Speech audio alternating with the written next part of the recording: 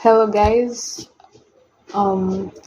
naitwa Pulieta Masao from ICAO, and katika session ya leo kwenye jukwaa la vijana na sheria, we have a very special guest from law school, Vice President, and tutakuwa tunaongelea civic education and youth's involvement in decision making, sio tu kwenye ngazi ya serikali but also like on a daily basis kwenye maisha ya kila siku. Do they feel involved? Are they involved? Are they interested in being involved in decision making?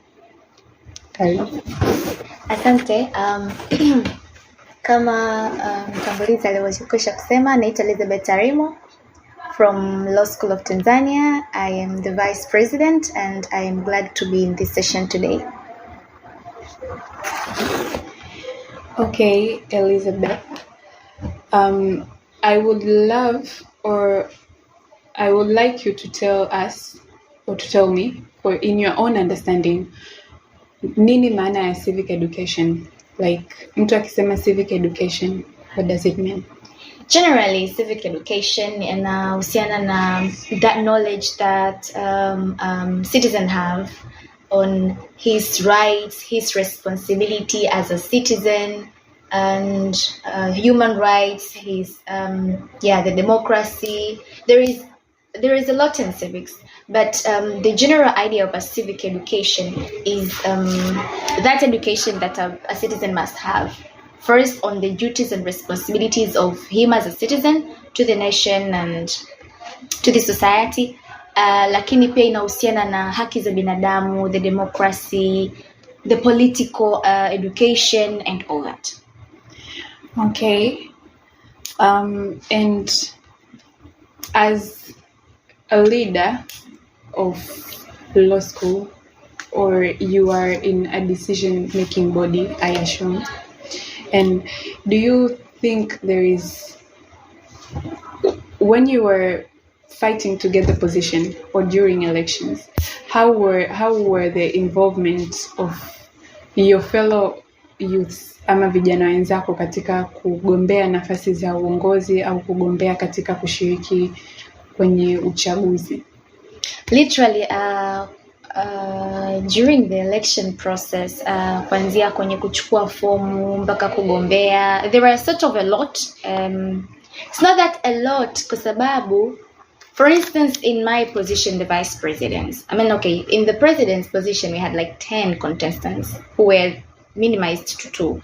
Lakini in the VP position, the vice president, it was only 2 of us.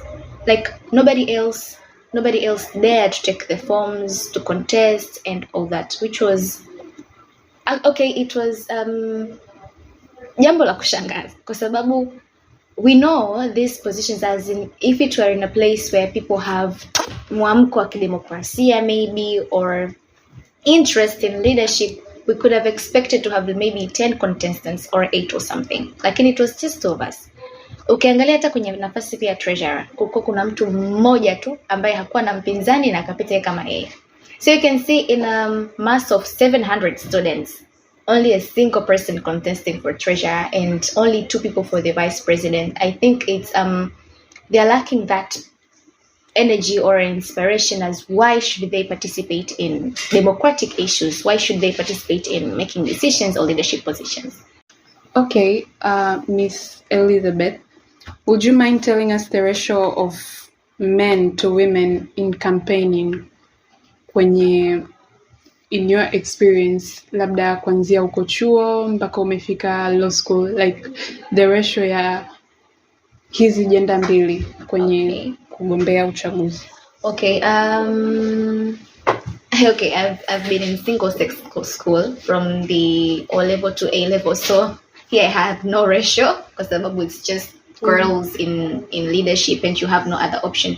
Lakini kuanzia kwenye the university level, I guess the ratio was ilikuwa ni lazima wawe equalized in ratio ya kwamba girls must participate as co-contestants for men. Maybe atagombea mdada na mkaka and all that. Lakini quite amusing thing, I met it in law school. kwa sababu in law school you are you stand as a independent contestant. You do not have to align yourself with other person maybe to contest. So in law school we had 10 people contesting for the president's position, and there was only a single lady. Literally we expected, because our country right now has a female president, then at least there could be a lot of women with that interest in being the president. However, it was on the contrary. Kwa kuna mwanamke tu mmoja and nine men. Then in the vice president position, it was just a single lady and a single man. Kwa hiyo ratio ukiangalia hapo, it's on a scale of, I guess it's 10% participation out of the whole number. Kwa sababu we are lots of ladies, I understand, lakini people who dared to take forms and participate in leadership aspects or these political issues were just 2 girls, imagine, kwenye position ya president na vice president. So I would say women are lagging behind, or ladies are lagging behind in this participation in leadership. And why do you think ladies are lagging behind in participation, even on no more like nje ukiachana na law school? I think nadhani uwezo wa kujiamini kwamba if I take this position against men, I might win this. Kwa sababu hata ukiangalia upinzani kwenye uraisi ulikuwa ni mkubwa sana, and mimi literally ninamsifu sana yule dada ambaye aliamua kugombea kwa ajili ya uraisi, lakini ni ile ndani ya mtu kwamba kwanza inatokana na ile moyoni mwa mtu mwenyewe. Like a lot of women have this thing in their hearts, why should I? Will I be able to do it? Like, okay, maybe the rest of the women have failed, or maybe kuna wakaka wamegombea, labda wababa wamegombea wameshindwa, mimi ni nani nijitokeze kugombea?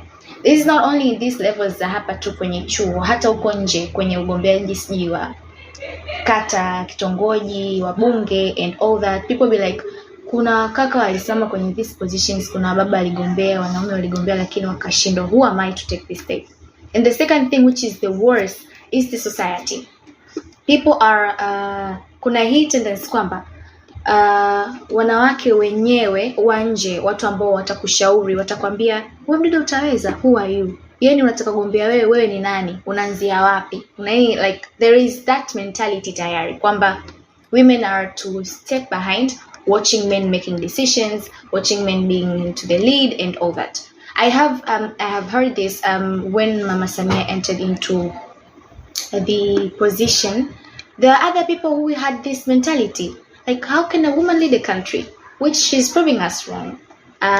Kwamba a woman, yes, can lead a country and can do very well in leading a country. Kwa hiyo ninadhani kuna mentality imekaa kwenye vichwa vya watu, na mostly ni wanawake wenyewe wanawaambia wanawake wenzao kwamba wewe ni nani ugombee, wewe ni nani uweze. If I may share my story, when I was contesting for the head prefect when I was in my O level, my mother was the first person to doubt me. Nilifika nyumbani akaniambia, "Hey, hivi unajisi wewe ni nani? Yaani hivi leo unajionaje?" Yaani she was the first person to drag me down. I didn't expect that. Sijui ni kwa nini aliwaza sitoweza kuwa the H3. Kwa lakini namshukuru Mungu, when it was in Kilakala in my A level, she was the first person to tell me, "Okay, now, this time, what are you doing in school? No leadership position?" I'm like, "Weren't you the one telling me not to contest?" "No, life is different right now." So there is a change of mentality. Kwa nadhani pia hiyo inabidi ifanyike kwenye jamii. Wadada wajue kwamba they can do it, na kuna supporting system. Kuna supporting system ndogo sana. A she to a she are other people pulling out women into this participation. Lakini pia inaanzia na mentality ndani ya mwenyewe ya mtu. Okay, tukirudi kwa vijana, I have a lot of questions but I'll pose them baadaye kidogo. But tukirudi kwa vijana, do you think there is a need of them to be encouraged to participate,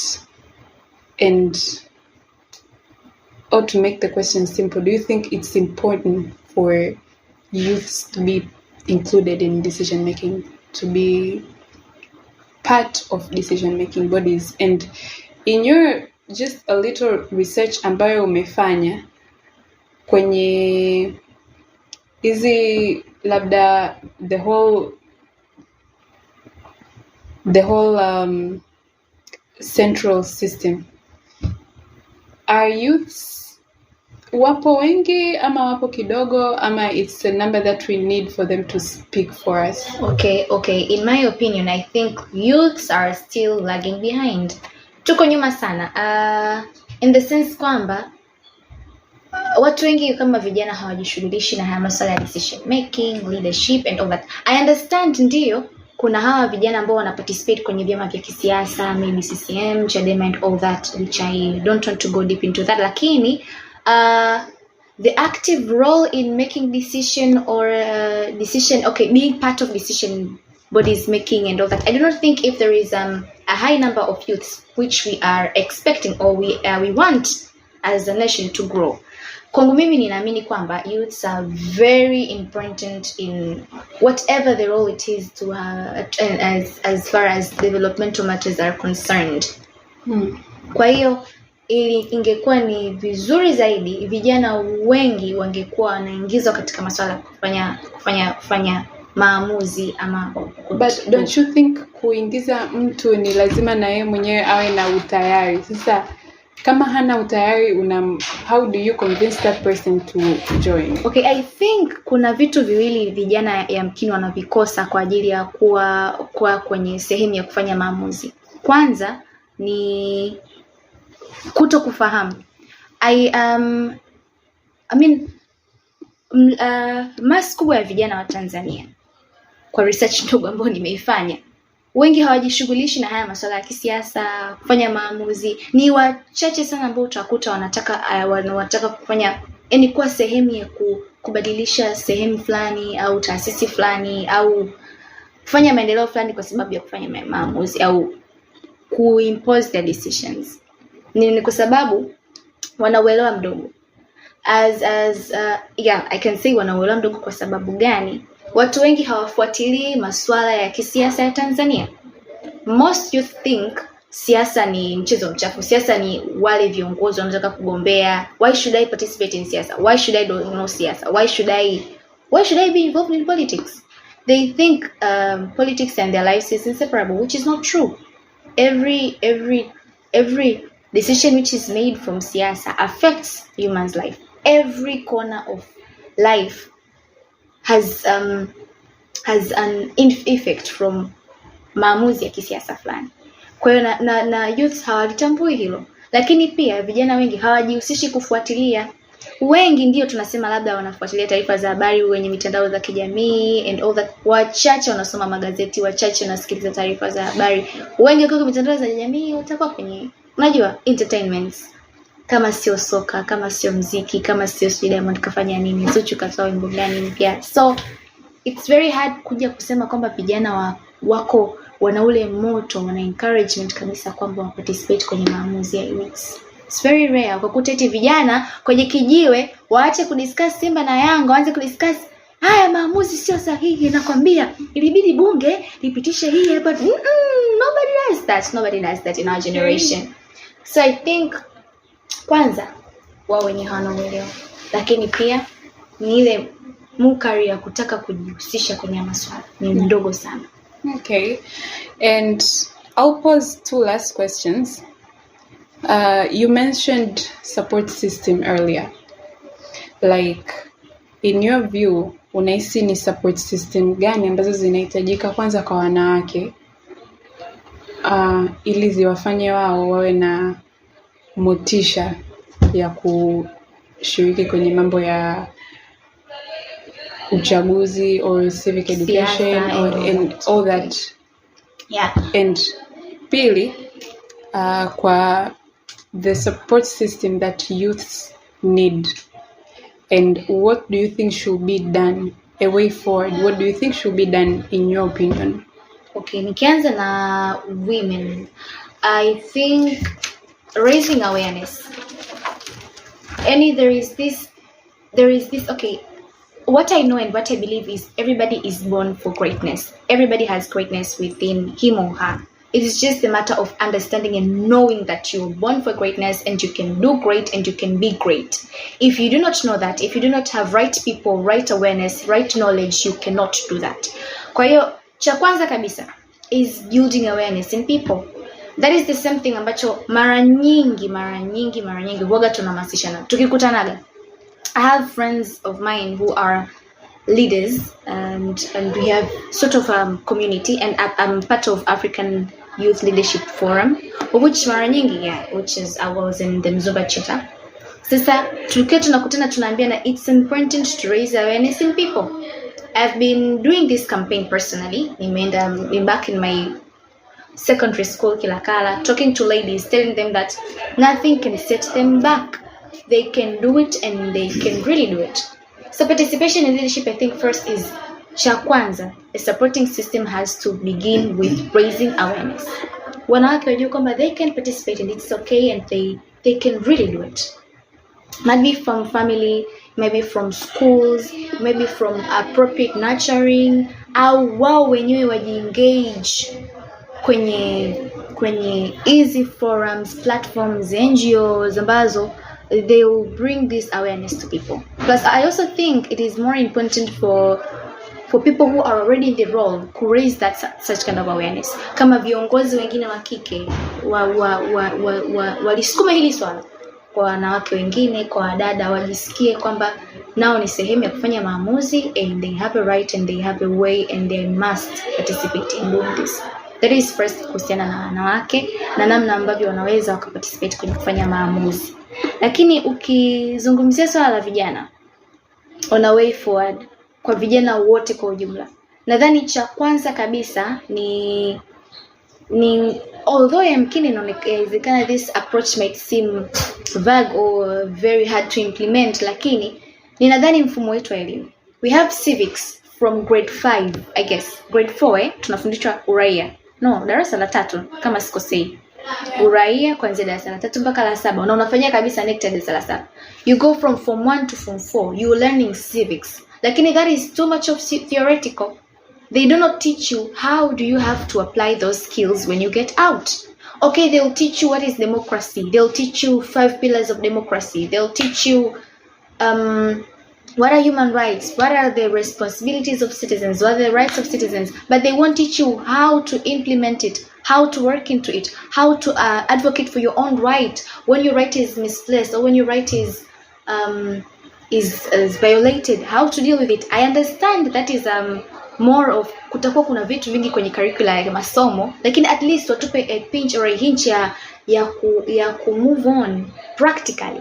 Ndio nimepata all the theoretical civics education, then at least katika uelewa maybe your O level ambako kwenye form 3 form 4 when a mind is so grown up of a youth, waambiwe how can they really participate. And pia nadhani kuna apart from just teaching, waone kama ni muhimu kwa wao kuparticipate. I understand tulifundishwa kwenye democracy in form 3 kasi of form 4 kwamba one among the democratic activities is participating in election. Lakini vijana wangapi wameparticipate kwenye election leo hii? Ni wachache sana. Wachache mno. From my experience, hata lost kutogombea, bado ni vijana, bado ni shule yetu na bado ni watu 700 and it was still muda unaweza ukatoka baada ya kutoka darasani watu mrudi kuvote. But there were less people coming to vote. I think there must be a way in our teaching syllabus curricula ambayo ingeweza kuongezwa that practical aspect, how to make a youth feel more entitled to participate in civic activities, political issues, rights, responsibilities, human rights advocacy, and totally the democracy in the country. So nadhani tungeanzia na the curricula, lakini pia katika ngazi mbalimbali, viongozi, NGOs, taasisi mbalimbali, watu wenye uwezo wa bring awareness to youth waendelee kufanya hili swala. Kama right now this what you doing here to advocate to people, to youth, kwamba they must participate, they are the part of it, wajisikie kwamba wana nafasi, wanabidi kufanya hivyo, na most importantly kwamba ni muhimu kwao kufanya hivyo kwa sababu ya manufaa ya taifa. Yeah, if this awareness is raised kwenye youth na wakumbushwe mara kwa mara, nadhani vijana wengi wataamka katika ku participate kwenye vitu mbalimbali vya kidemokrasia na vya kufanya maendeleo na kufanya maamuzi katika nchi yetu. Thank you so much, Miss Elizabeth Tarimo, for coming. Thank you for having me. Yeah, and we believe that watu wameelewa the importance of civic education. It was a short discussion, but we believe wame grasp the important things to be grasped. And for any concern, for any comments, questions, if you want to participate, you can reach out to us on the comment section, or our numbers are available at our bio. And don't miss out every other Thursday, jukwaa la vijana na sheria, and we believe that tutakuwa tuna hizi sessions mara kwa mara ili ku raise awareness kwa vijana, kwa wanawake na kwa jamii kwa ujumla. Asanteni.